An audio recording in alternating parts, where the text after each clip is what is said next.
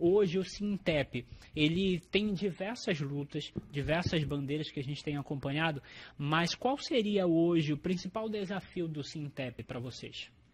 Boa tarde, Marlon. Boa tarde aos nossos ouvintes. Mando uma saudação cordial a todos os camaradas da categoria da educação.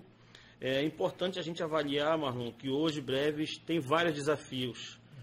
Um dos maiores é o retorno da atividade presencial. Hoje a gente precisa debater, inclusive já existe aí um calendário apontado para o início em 14 de fevereiro, mas a gente sempre busca verificar de que forma será esse retorno, né?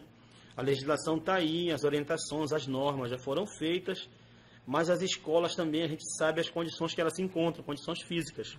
O fato é que a partir da semana que vem, se tudo caminhar da melhor forma, se a gestão cumprir o seu papel, que de fato não vem cumprindo, principalmente no aspecto do pagamento dos trabalhadores, na segunda-feira o trabalhador já está na escola, todos, e a partir do dia 14 a gente já está recebendo os alunos. Em que pese, como eu estou lhe colocando, o desafio maior é esse retorno à presencialidade. Pois como a gente conversou agora há pouco nos bastidores, desde 2020, no dia 18 de março, as atividades foram suspensas presenciais. E é importante relatar isso porque parece que tem gente que faz questão de carregar no seu coração a mágoa e transferir culpa para aqueles que não têm, culpando muitas vezes o trabalhador por não ter atividade presencial. Nós ainda estamos em meio a uma pandemia, inclusive com os casos agora recentes ainda mais acelerados, a transmissão, devido às novas variantes que vão surgindo, né?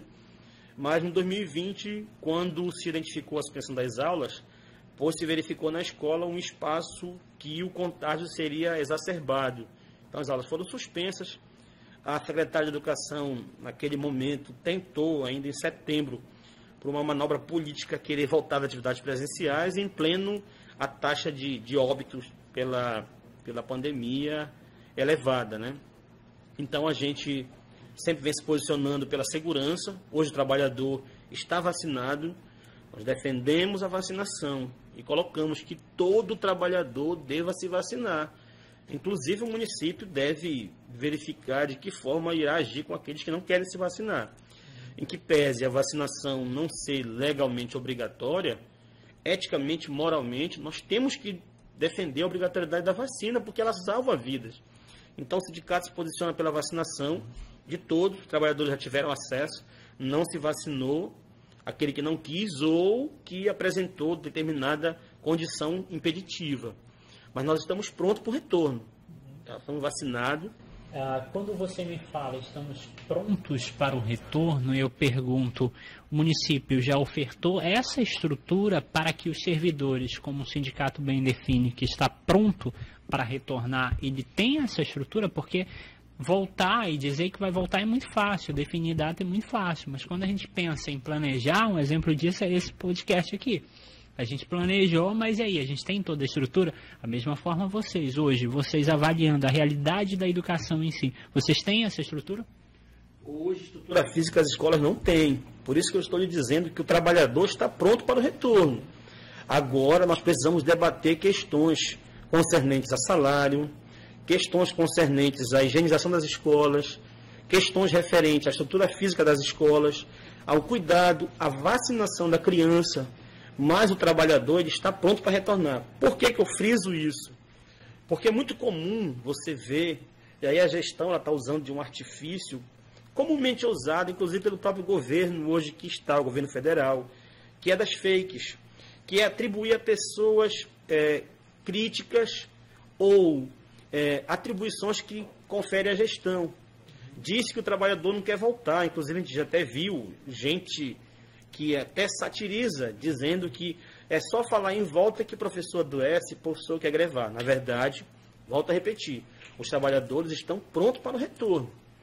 O que nós pedimos é que as condições mínimas, Marlon, e aí eu não estou colocando de condições estratosféricas, eu estou me referindo a condições mínimas, um álcool, uma limpeza, água nas escolas. Nós temos escolas que não têm água, nós temos escolas que estão com problema de destelhamento. Isso eu me refiro ao meio urbano, porque meio rural, você que também conhece a realidade, sabe que é muito mais acentuado. Mas o trabalhador, volta a frisar, está pronto para o retorno. As condições a ele devem ser dadas e ao aluno também. Até porque já há uma legislação, já há uma normatização pelo Conselho Municipal, a qual eu faço parte, de que orienta como deve se dar esse retorno gradativo, em revezamento, em escalas de alunos, mas o trabalhador vacinado, a hora que as condições foram ofertadas, a hora que nós tivermos as condições mínimas, friso isso, nós estaremos sim desenvolvendo atividades presenciais. Agora, primeiramente, precisa que os órgãos sanitários, e aí, Marlon, a sua pergunta era cabal no seguinte aspecto, e até devolvo, será que a vigilância sanitária e os órgãos de controle sanitário de breves, a Secretaria de Saúde, já fez uma vistoria nas escolas para emitir um parecer técnico se as escolas têm condição ou não para o retorno? Essa é uma pergunta que fica no ar, que o município precisa responder, mas o trabalhador não tem influência sobre isso. O nosso papel é no dia 7, tendo as condições mínimas, salariais, estruturais, físicas e sanitárias, principalmente, voltar para as escolas para no dia 14 receber os alunos, mas tudo isso depende desse aceno positivo da gestão nos aspectos que eu lhe citei. É importante isso aí ser garantido para o trabalhador.